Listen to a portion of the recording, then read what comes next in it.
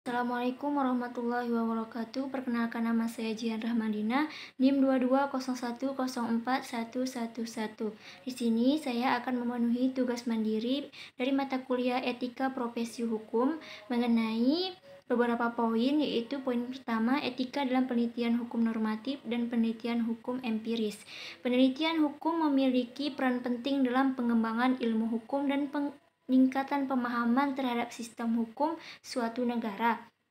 Namun, sebagai peneliti hukum tidak hanya diperlukan kemampuan dan keahlian dalam melaksanakan penelitian, tetapi juga memperhatikan prinsip-prinsip etika dalam penelitian hukum.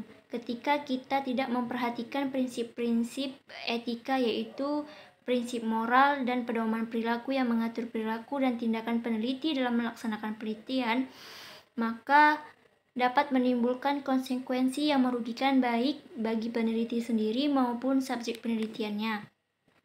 Dalam konsep etika penelitian hukum, para peneliti harus mengikuti panduan moral dalam melaksanakan riset.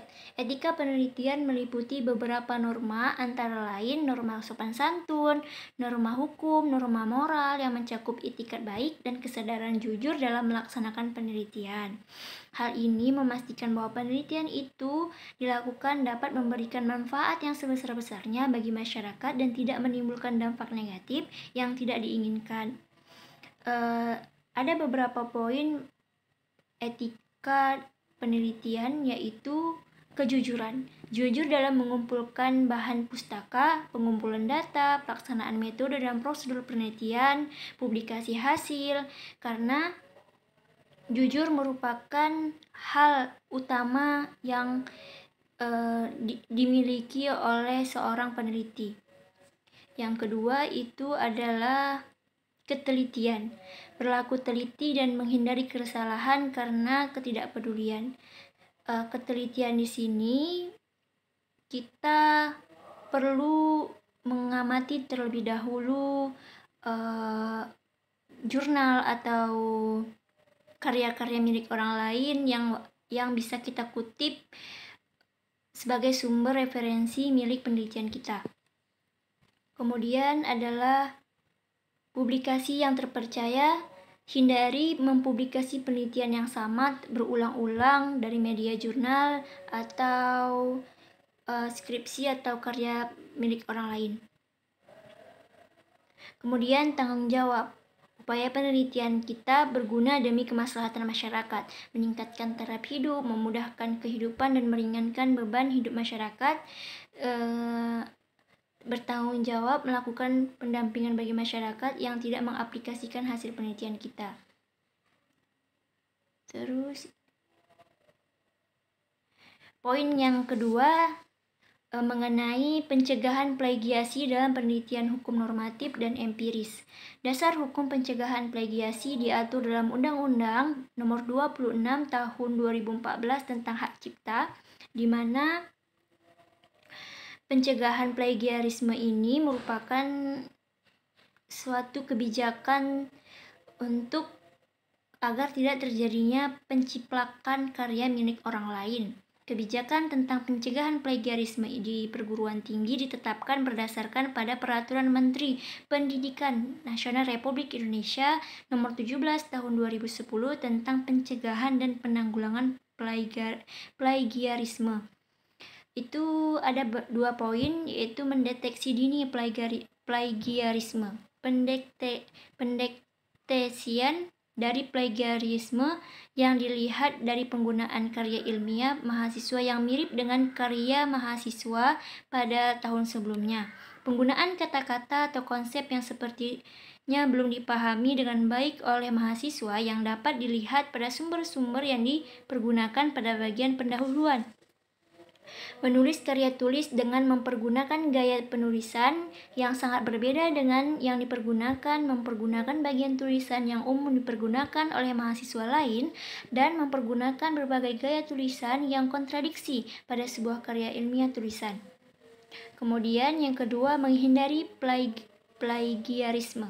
Tindakan plagiarisme ini dapat dihindari dengan mensitasi sumber yang dipergunakan selengkap mungkin sehingga hasil pemikiran sendiri tidak bercampur dengan pemikiran orang lain.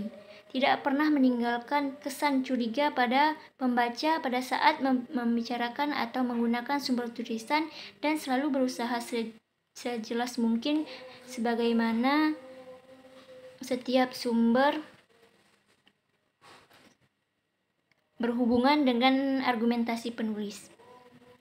Kemudian poin ketiga, perlindungan keselamatan subjek dan atau objek penelitian.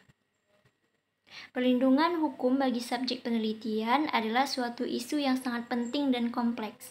Penelitian memerlukan kerjasama antara peneliti, subjek peneliti, objek peneliti, dan pihak-pihak lain yang berkaitan.